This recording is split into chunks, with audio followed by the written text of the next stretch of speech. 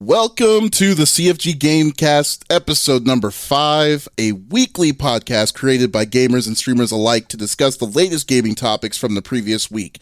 We release a new episode Mondays on Apple and Google Podcasts, Stitcher Radio, and Podbean. If you are on Twitch, do I have news for you?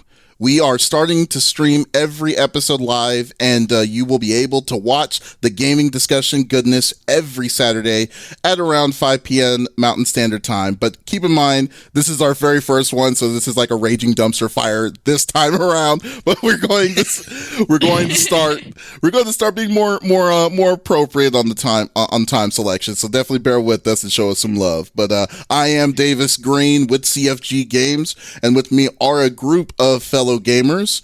Sesh unfortunately was not able to make it today, but we have a special guest to fill in the backlog queen's chair. I have an awesome gamer that is active in the fighting game community and does amazing content on her Twitch. I have Flexus with us today. How are you doing? Hi, thanks for having me. I'm doing good. Awesome. So let's tell us about yourself. So I'm Flexus, or Alexis. So I've been a part of the FGC fighting game community for a while, but I've been a long-time gamer for my whole life. I do streams with fighting games and a variety of other games. But yeah, just a big gamer at heart, gamer for life. What's your favorite fighting game that you like to usually go back to, or what's your go-to? I compete in Street Fighter. That's my first fighting game. That'll probably be my only fighting game for the most part. Just because I've tried so many others and I can't get past the controls. So I think Street Fighter for me is the easiest to play. But yeah, that would be my favorite. Cool deal. Who do you usually play when you play competitively? I compete with Chun-Li. Chun-Li, nice. Of course. Yes, very the nice. Queen herself. The queen herself, indeed. That's great. And also, if anyone wants to check her out, what's a good place to check her content out? So you can find me on Twitch at twitch.tv/Flexus__, or you can find me on Twitter at twitter.com/Flexus, and that's with 2 S's at the end. Perfect. And then you also do. You said you also did a community as well with other female fighting games, right? So I am a part of a group called Ladies Night. It's a female fighting game community. Basically, the whole premise is a bunch of us girls get together and we all play fighting games together. Every Mondays, I host for Street Fighter, and then every Thursday, one of our other fellow female members will host for Tekken. And let me pull up the link there so I can read it off to you. You can find us at twitter.com/ladiesnightfc. And that's a great place to support other female gamers as well as fighting game players in the community. Sweet deal. Thanks for joining us today. It's going to be freaking awesome. Thank you for having me. Awesome. And I have the 5-star general of the itty bitty Smitty committee. I got Smitty as the third seat. Yeah, that's what I'm talking about. How you doing? I know it's been my friend. We missed you for like 2 weeks. How you doing? Yeah. Yeah. So I missed out, and it sounded like the last episode of the podcast. You guys had great conversation. I really wish I could have been there and been a part of the conversation. But yeah, that was a lot of fun. However, I was in Mexico, relaxing, all cool, maxing, chilling out. It was fantastic. I came back feeling re-energized, reinvigorated. It was fantastic. You know, it's nice to be able to get away, and I didn't really do much social media or anything like that. Like, it was truly, you know, just an experience away and just getting to relax and kind of reset, dude. So I am feeling good. I am back on it. It is good to be here. It's good to see you. Flexus, it's a pleasure meeting you. It's great meeting you too. Yeah, absolutely. So I'm pumped. I'm ready to go. Yes, that's what I'm talking about. That's awesome. Hey, and guess what, dude?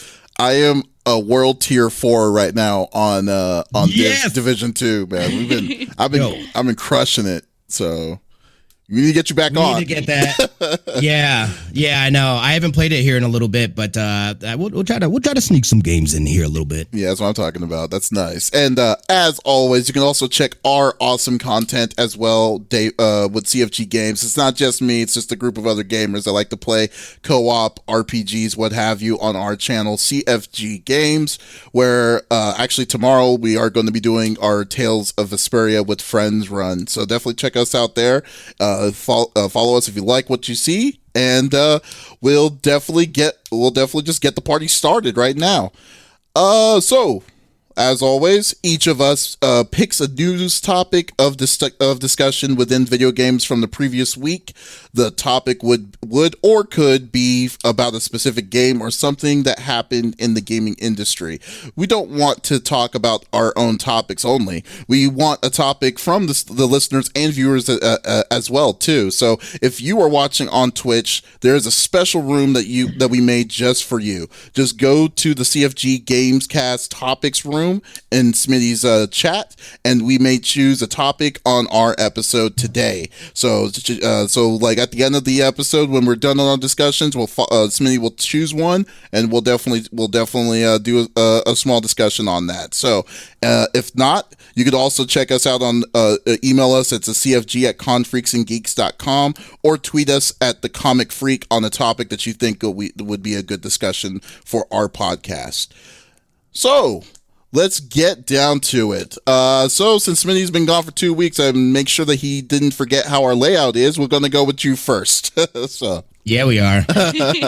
So for me, the topic is, and obviously you guys know, if you know me, I have been playing PlayStation since the original PlayStation. I was a Nintendo guy. I went from Nintendo to PlayStation. I've been with them forever. They finally announced the PlayStation 5. We knew it was coming. The console life cycle seems to be about 6 or 7 years. Mm-hmm.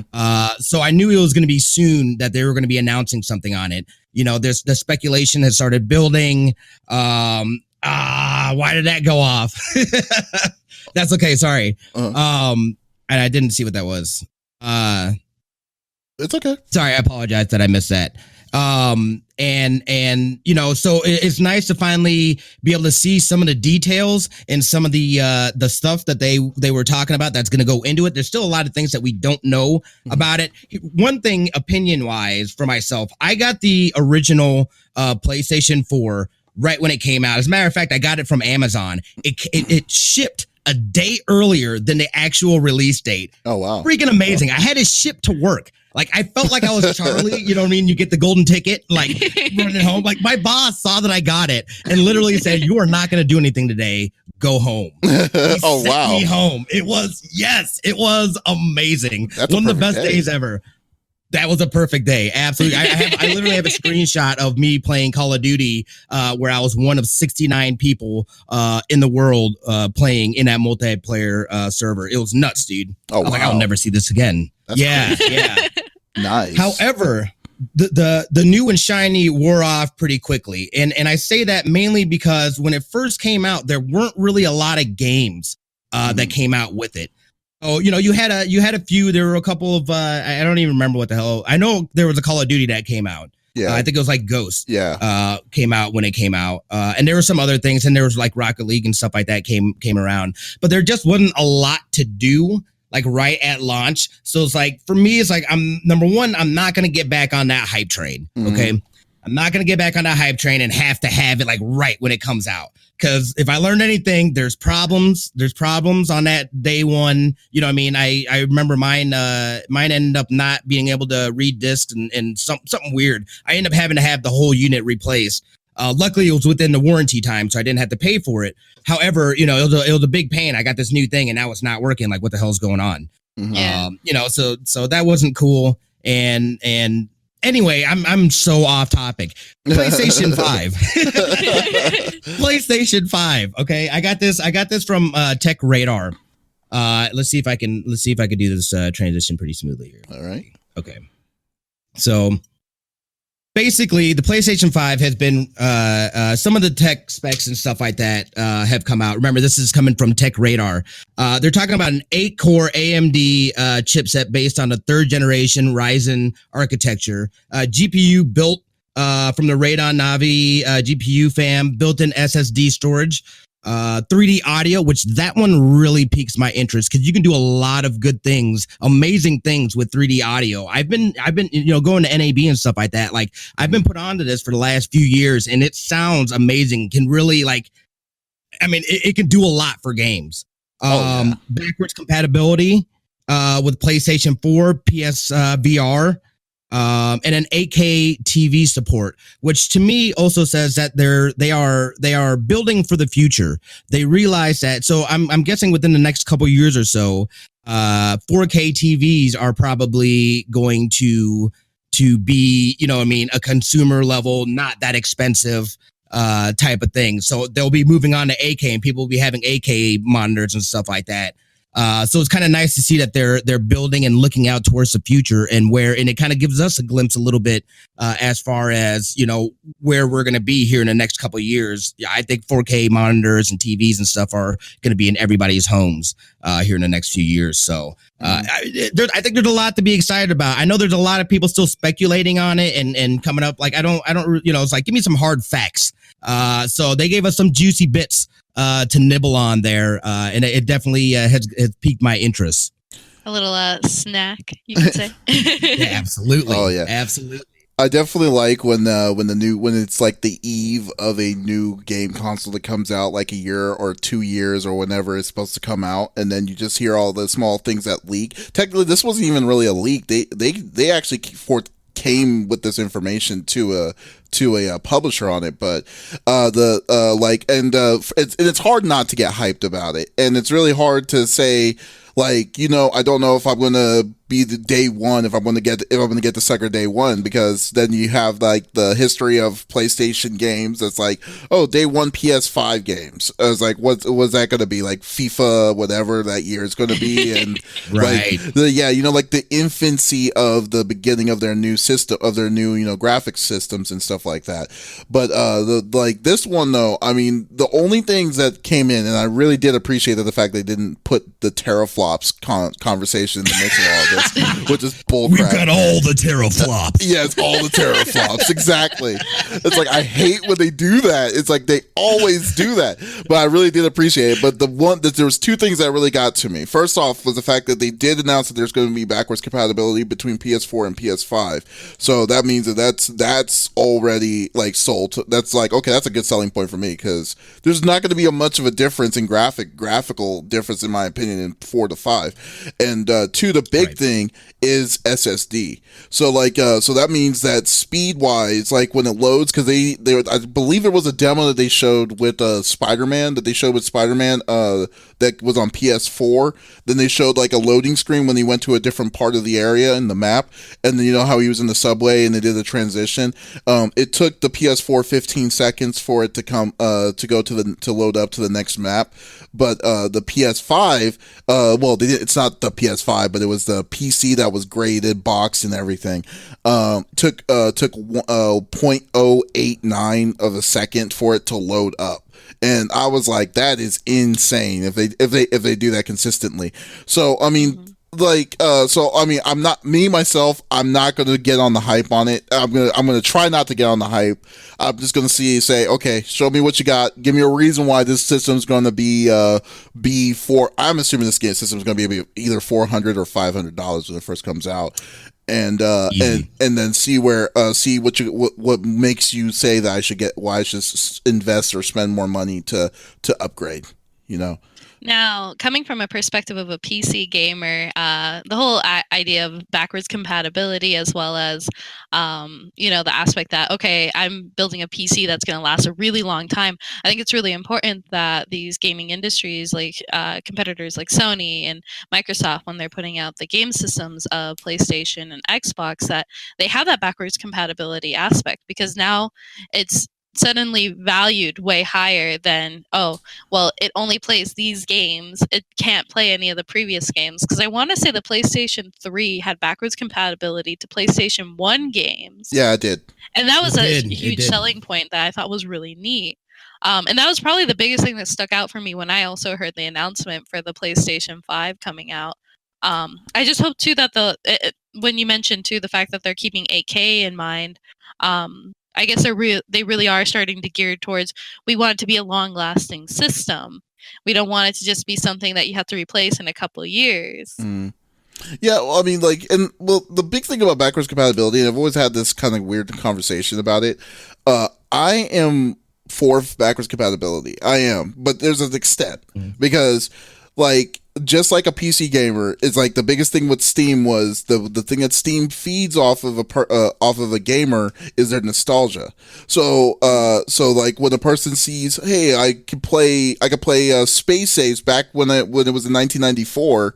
And then you buy the game, and then you play the game. You're like, oh dear God, I can't play this anymore because this is not, it's not to my expectations of what it is now. Then you can do it. So, and so for me, when they were doing PS3 to PS1, I thought that I would want to use backwards compatibility, but really I didn't. I mean, when it's all said and done, I didn't. And there's people out there that do. Don't get me wrong, it's not just me. But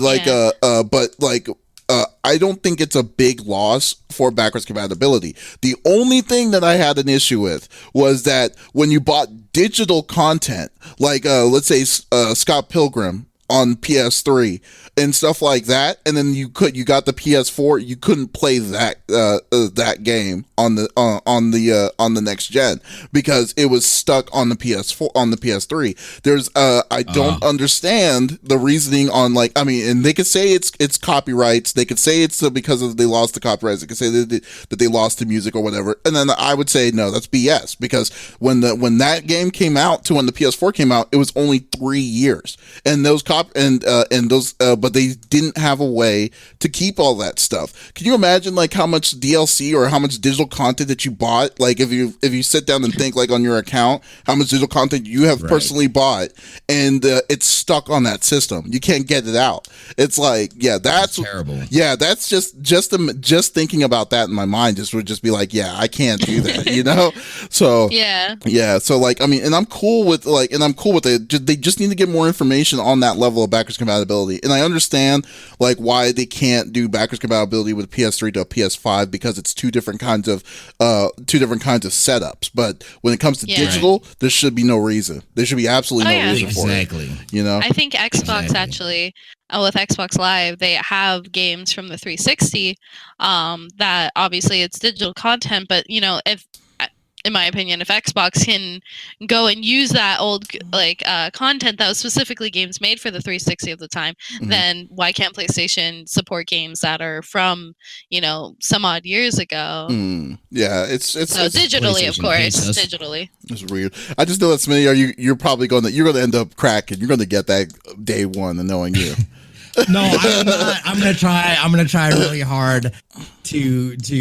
It's gonna be tough. It's gonna be tough. I'm gonna get all hyped up. Everyone's gonna get all hyped up. I'm gonna be like, oh yes, I need this. I need this now, immediately. It's like, I need it. I'm gonna try. I can't make any promises though. Yeah, I'm gonna put this. I'm gonna remember this. This is episode 5 CFG Gamecast. So then when you're saying that, and then when the system comes out, I'll be like, hey, remember when you said this, Smitty? Yeah, right there. I'll be right there to just put that in your face. Fake news. Hashtag fake news. Yes, exactly.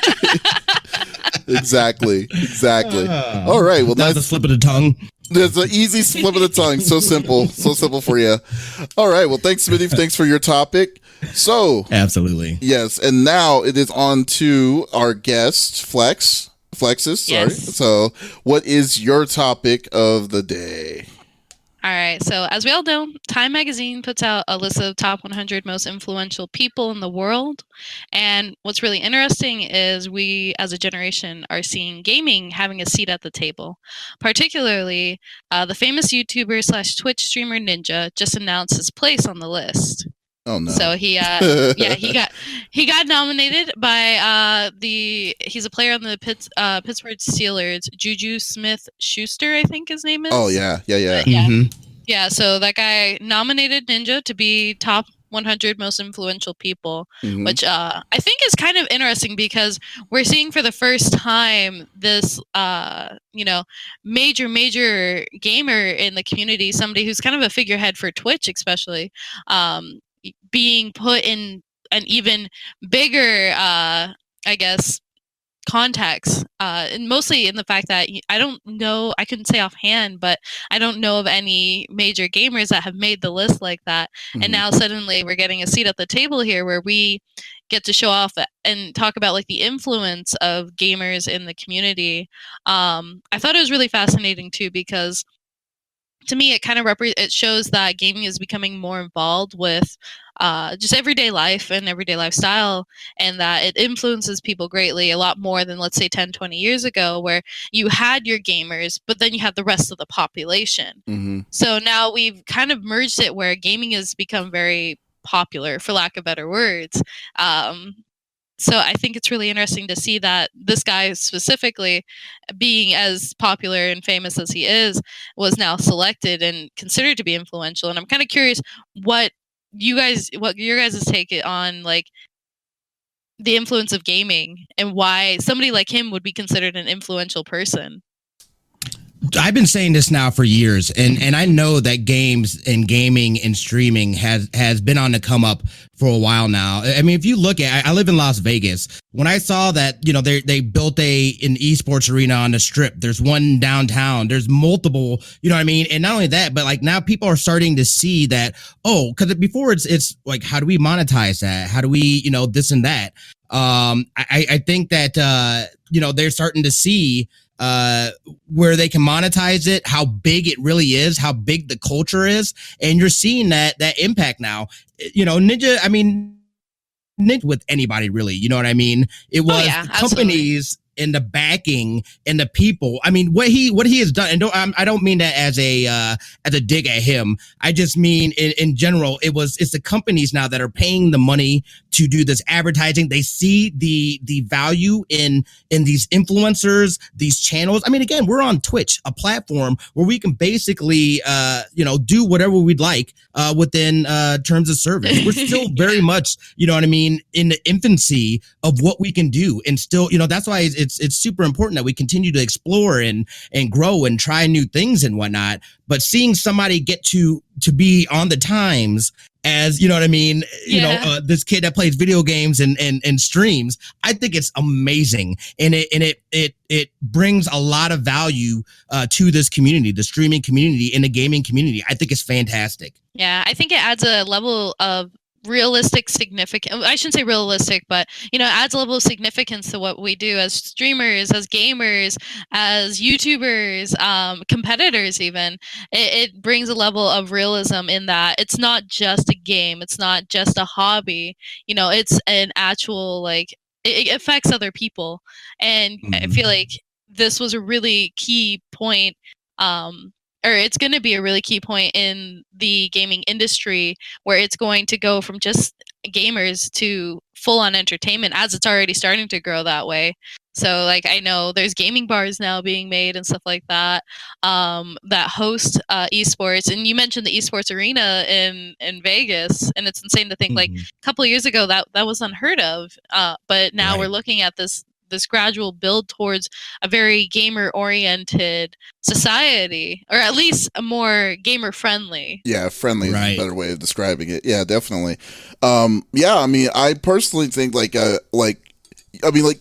love them or hate them. I mean, the fact of the matter is this, like, it's good. It's good that something like this is coming out, like, to, like, a place like Time. Can you imagine, like, 10 years ago, if you just said, hey, can you imagine that, like, the top 100 most influential people that someone would say, like, someone from video gaming just playing games is going to be on that Time most influential list? I mean, that's like something I would have never ever have thought that we would ever see, and it kind of just shows, and it shows, like, kind of how like, the medium is kind of shifting towards that, and I think it's personally for the better. That, I mean, on, like, when it's being recognized, when gaming is being recognized itself, that it's a kind of style that everyone needs to just kind of say that, hey, it's here. I mean, it's not. I mean, it's still technically, from everything that's been around, it's still in its infancy when it comes to, like, network. When it comes to, like, mass production and stuff like that. But it's here. It's here to stay, and it's great to see. It's great to see this kind of stuff coming in. I mean, I can't say that. Well, first off, what place did he land? Like, did they say? The article that I was reading didn't specifically say, so I will have to wait and see when they actually release the paper. But I do know that, like I said, he was nominated for it, and he obviously accepted it. I wanted to comment though on the fact that we're looking at a guy who's a Twitch streamer. Mind you, he's broken numerous records. Like he broke one of the biggest records, which is the most amount of people watching in one time, which was over 600,000 people when he played Fortnite with Drake. But it's insane to think that this Twitch streamer, this gamer, is now sitting on this list with highly influential, highly people that we would think on a day-to-day basis is influential, like presidents and like important political figures and important activists and businessmen and stuff like that. I mean, like, I'm sure whoever else is on there is like, it's just interesting to me to see that now gaming has a spot in it, not just like popular television shows and things like that, but gaming. I like if he's like number one, I think we would have a problem overall. When you just think of it that way, personally, I would have been like, "Holy crap!" It's like, really, out of everyone, it's like, come on, buddy. Yeah, it's like, really, it's like there was no one else. Okay, yeah. So it just tells you, we're we really going. Don't have anyone better. Yeah, so nothing against him. Yeah, he's a nice guy. Oh yeah, I'm totally down. I'm totally love the fact that they did it like this. I hope we see more people like this. I just hope this isn't like a one-off thing. And from how things are going, especially like with communities between like BR is the big thing, but I just like to see like FGC, like if you see like growth from other different kind of facets of the gaming culture to get up there to that point would be even better to see. Like I mean, like FGC, I think one of the biggest part was like when I think of the fighting game community in general, is like I'm thinking of Daigo versus Justin Wong in Street Fighter 3. It's just like that thing is 10 years, no, it's like 15 years old, but it's so money to see. If y'all have not seen it, go on YouTube and go see it. Like I think it's called Evo Moment number 27 or something like that.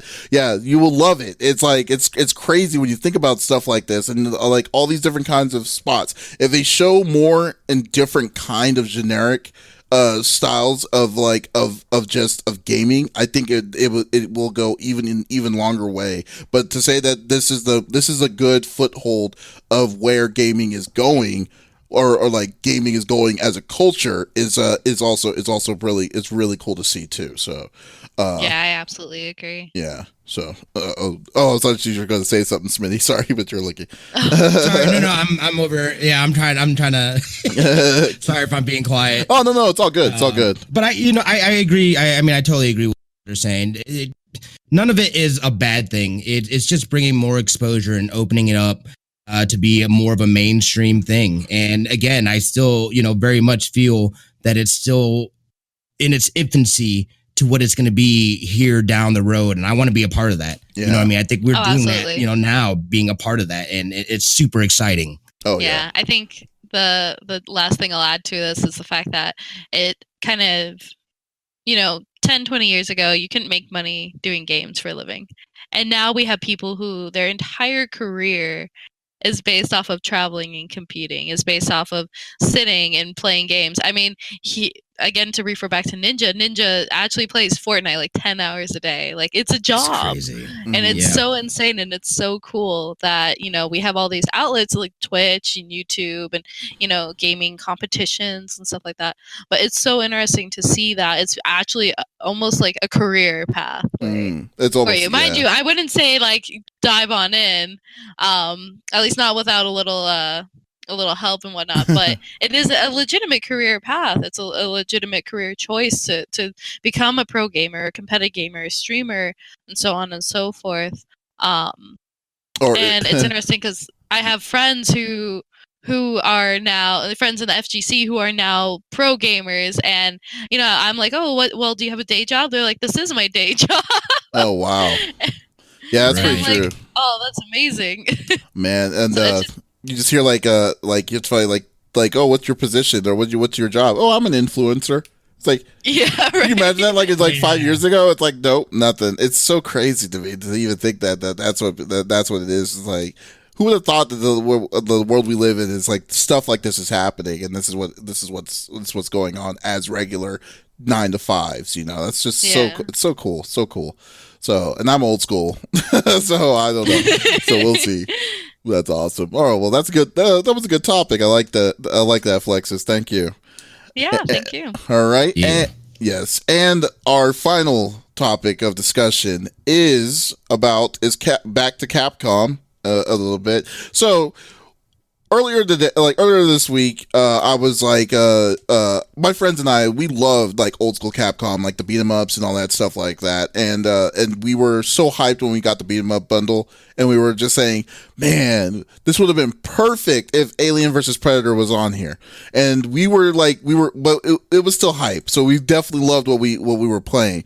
But then like in a cryptic message, and then we also got a message on our PR saying that they're going to be doing an official announcement of a new kind of way of gaming from Capcom directly. And I was like, what the heck are they going to be doing? Are they going to do a volume 2 beat 'em up bundle, or are they going to be doing another fighting bundle or whatever? It's like, okay, let's get this party started, and we'll be doing some money matches and stuff. So yeah, so I come by, I wake up, we get the PR message again, and then it's like, oh, here's our announcement. It's the Capcom Home Arcade bundle that we're creating for so we're going to release 16 games, and we're going to release it but instead of regular controller, we're going to put it in a joystick. So you'll be like so it'll be feeling like you're on an arcade pad at the arcades from back in the day. And I'm like, I don't really need the arcade pad, but let's see how this thing looks. So they showed the video. I saw the video, and I'm like, what the hell is this? Like it popped up in my mind. Sweetie, do you have it up? Could you put it up? Yeah, it's up right now. Yeah. So so Capcom is releasing a 2-player fight stick, which means that it's a giant fight pad that you play over your lap, and you can play like co-op games. There's fighting games, and 16 games that came out like during the time when arcades were big, so the 90s. So let me see if I have the list on me. I was gonna say, my question is, how close you gotta sit next to someone to both be playing on that thing? I know, that's another thing. I was like, that's a whole weird, crazy thing. So I'm like, oh god, dude, seriously? So the game that it comes with is 1944, The Loop Master, Alien vs Predator, Armored Warriors, Capcom Sports Club, Captain Commando, Cyberbots, Full Metal Madness, Darkstalkers, The Night Warriors. That's the first one. So that's not even the good one. And that's just me trolling. That's just me kind of being picky, but still, the first one, bad. Echo Fighters, Final Fight, Ghouls and Ghosts, Giga Wing, Mega Man: The Power Battle, which was a cool fighting game. Pro Gear, Street Fighter 2 Hyper Fighting, which I do not remember what that is. Strider, and Super Puzzle Fighter 2 Turbo. So I was like, oh, some of these games are like, wow, this is great. But then some of them I was like, why are you putting it in this format? Just put it in the disc or put it as just a regular, what's it called? And what makes matters worse is that this stick is not cost efficient. Like, this stick costs $270. So this game stick is $30 less than if you wanted to buy a PS4 or a Xbox One. And maybe $20 more if you wanted to buy the Xbox One SAD. So so I'm just thinking to myself, I'm like, okay, I understand retro is in now. Like, I understand, the Capcom or the Nintendo Classic, Super Nintendo Classic, Sega's releasing something here in the near future. But like, would you how much of a gamer or how much of a gamer would you think that you would want to say, oh my god, I can't wait till this game is coming out? Like, for me, I'm a Capcom gamer. This is what I grew up on. And I'm like, F this. This is not what I want to be spending my time on or money. That's ridiculous. I just want to get y'all's thoughts on that. I would say so if you look at a fight stick, depending on the stick that you buy, it's anywhere from $200 to $300, or I would say $100 to $300, right? Mm-hmm. But mind you, that's universally, you can play it on different systems and stuff like that. What's nice is, it's a fight stick that two people can play on, but at the same time, you're only limited to that amount of games on that device. So it's not like you can go and take this to a tournament and go and play with your friends on some like Street Fighter 5 or some Tekken or something. No, like you're stuck with what games are on there. So I feel like it's really, for the price tag that it's offering, it's so limited. And I'm gonna compare it real quick to, I know a while back they released remodel, I guess, of what was it, the Nintendo? It's old Nintendo. The NES Classic. Yeah, and you know how they released like a stupid amount of games on it, but that was still like what, $50-$60? Oh yeah, it was not. It was not expensive. It was so reasonably priced, and for the amount of games you get, and I'm like, to me, that nostalgic factor is amazing. But to compare it to this with the price tag, I don't think it's worth it. I don't even think like stylish. Like it's kind of cool because it has the Capcom logo, but outside of that, it's not that stylish. You're paying for the stick. You're literally You're legitimately paying for just the stick, because I mean it does do Wi-Fi, which they didn't really say clear what does the Wi-Fi do. Like if it's apparently it goes to online scoreboards or whatever. Okay. But like I mean, or it like, and it does have an HDMI out on the stick itself, so I think it's possible that it can connect wireless to your television, but I mean I don't know. I mean it's very weird. And the games on there at max would probably be worth would have been bundled to something else, like Captain Commando AVP, and certain other the ninja one, I forgot what it was called, the ninja one that they have, could have been bundled up with other side scrolling beat 'em ups, and then just put a $20 price tag on it, and you could call it a day. But like, what the hell? I absolutely agree. You're definitely just paying for the stick, and it's not even that good of a stick. Yeah, I don't. I'm sorry. I just got that thing. Is super clunky, man. That thing is super clunky. Again, you're right. It doesn't actually, it functions as a set of sticks just to the games that are built in. You can't go and take it to a tournament and use it. You know what I mean? So it's like, well, why would I pay that money? And really, it's just an overpriced Raspberry Pi inside of this, monstrous freaking. Yeah. You know what I mean? It's like, what are you doing? Like, I mean, again, you said that the Sega is going to have something. Everyone's jumping on that train. And it's like, look, man, like, I get it. That's a cute little box that you have this in and whatnot, but it's not worth it to me. Yeah. To do that. And again, I understand the nostalgia. I think that part of it is really cool. But I mean, what do you sit that on a table and you guys have to sit there on your knees? Like what do you do? Sit there like next to each other on your lap? You sit there next to each other up all close. That is way too close. Yeah, it's like I need to have some room to, kind of spread out a little bit when I'm hitting mashing buttons and whatnot, right? Right? I mean, it's like I don't know, like I don't know like how they could miss the button. I mean, like Capcom has done really good this past year. I mean, they've or past 2 years. I mean, they've been back on their A game, but like it feels like this kind of, I won't say it's going to step them back, because I mean this is something that they didn't have to do, but they were just trying to say was something, if you were a retro person, this is, here you go. But like it's like, come on, like you like y'all did you were doing so good on your bundle deals. Why would you and I might hope that they may release this in a bundle. I'm gonna pray that they still do, or something, because I love AVP. AVP is one of my favorite side-scrolling action games out there. So if they can make a digital copy of just that game, I'll be like, okay, all your sins are forgiven, Capcom. But but other than that, it's like, wow, like you're like Nintendo NES, the NES one, what, $50? Super Nintendo, $80. The Sega Genesis one, I think, was going to be $80. Even the Neo Geo, which is the system that cost, like, for cartridges, were like $500 when in their prime.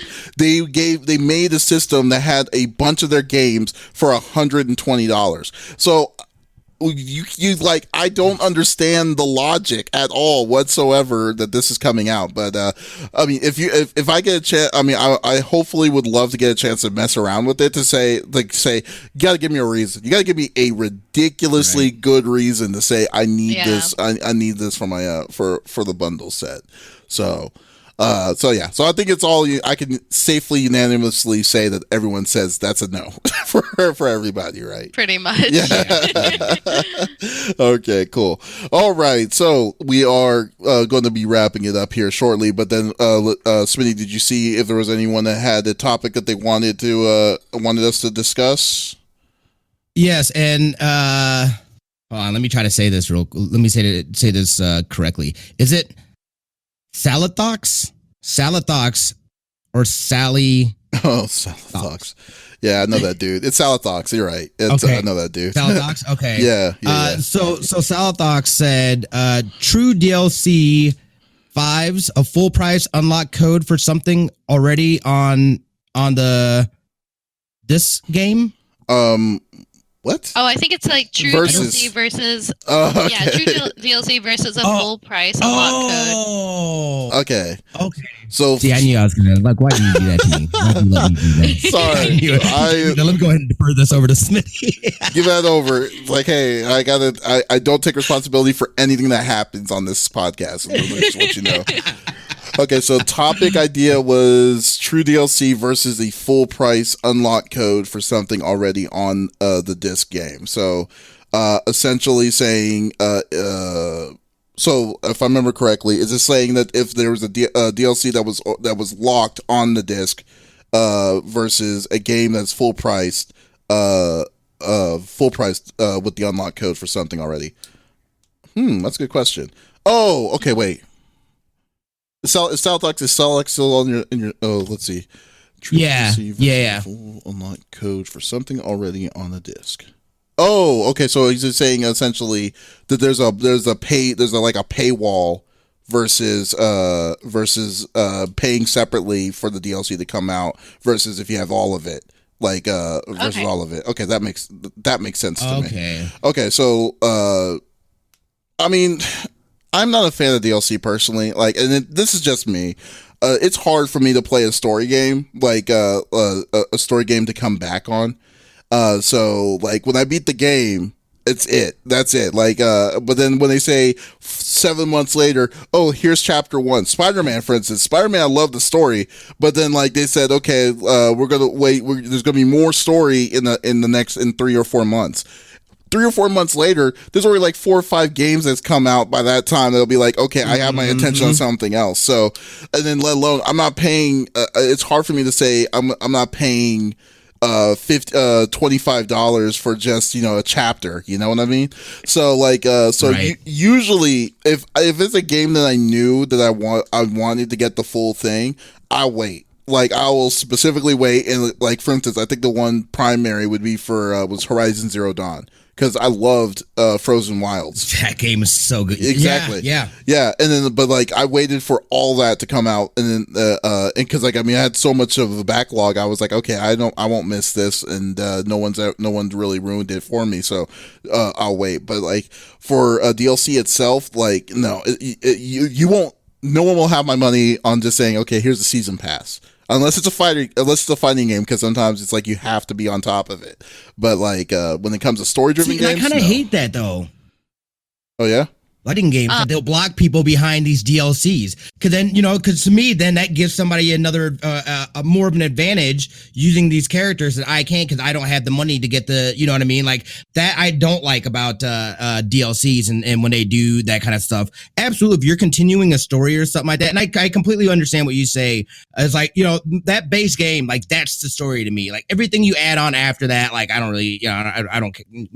It is what it is. Yeah. It's absolutely. But when they do it where they put something behind it that's going to give somebody else an advantage, I think that's BS. You know what I mean? I don't like that at all. And fighting games are notorious for doing that. Oh yeah. I mean, it turns into a pay to play system. I know there's certain fighting games. I'll use Street Fighter because that's the one I'm most familiar with as an example, where if you buy the full edition and the additional DLCs afterwards, you get all the characters, you can learn all their movesets and stuff like that.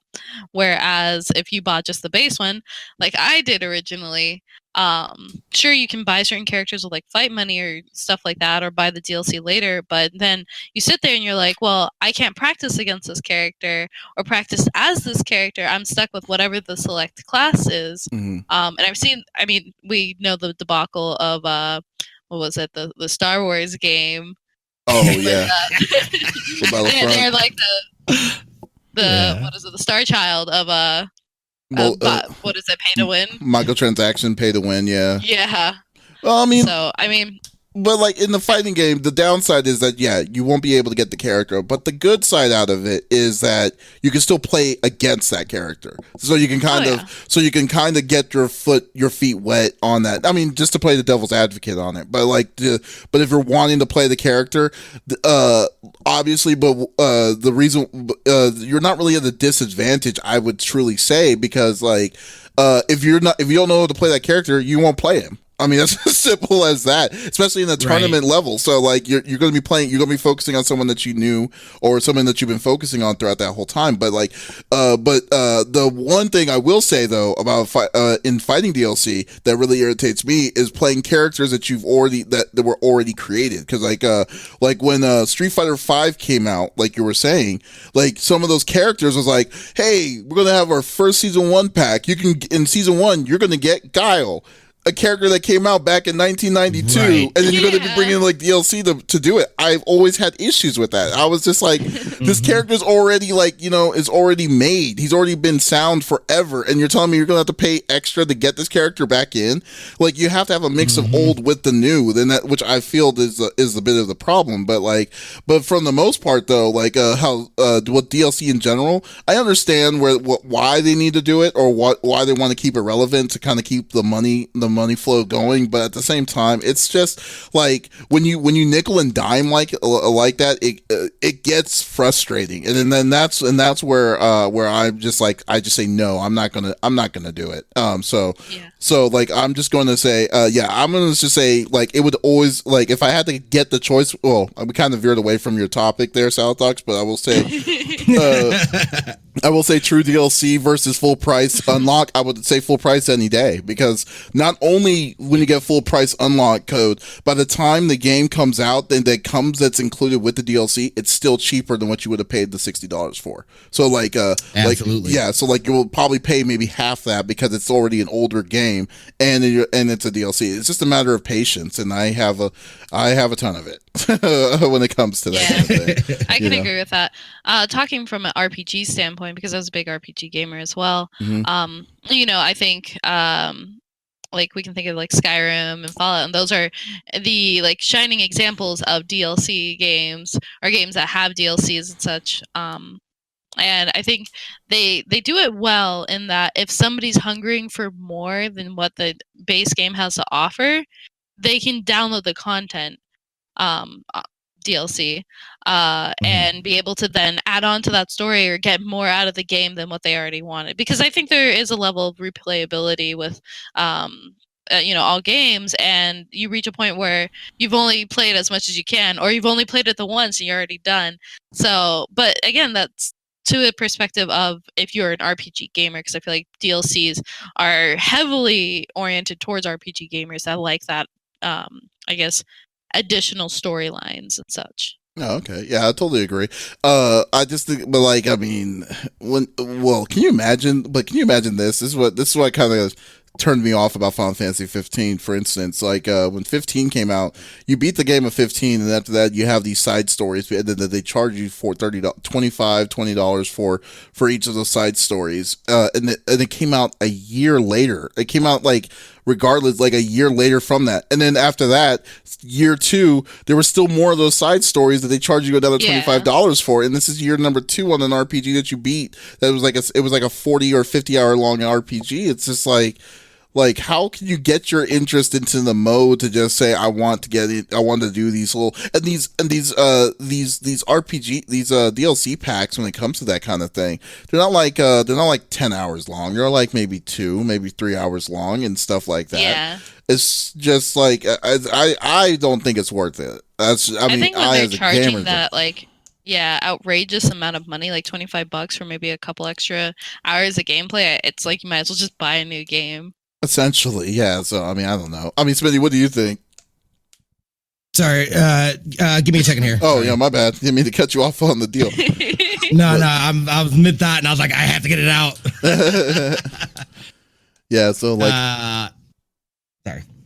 oh no worries. Yeah, so like, I mean, no, yeah, yeah. So it's really just on. It's all subjective. I will say, don't take any of my words or anything towards it. But me personally, I would always want the full unlock. I mean, otherwise, I agree. Yeah. I agree as well. All right. Okay, well, this is perfect timing. So we will stop. Everyone, thank you for stopping by on Gamecast episode number 5. Definitely be sure to check us if you're wanting to check it out. We always will release the podcast every Monday morning, and on Apple or Google Play, Podbean, whatever podcast services that you have, and we'll start streaming these if we get some good feedback on this. So Flexus, thank you so much for stopping by. Thank you so much for having me. It's been great. I hope you enjoyed it just as much as we did. Absolutely. And as always, Smitty, thanks for stopping. Thanks for being Smitty. Absolutely. Right. All right, man. And you can also check out Flexus's stuff one more time. What was your Twitch, Flexus? All right. You'll find me at twitch.tv/Flexus__. All right, and Rory, Smitty is the one that's streaming right now. So Smitty 2447, and you can also check out us on CFG Games on Twitch or on our website confreaksandgeeks.com. So this is Davis signing off. Y'all have a great day.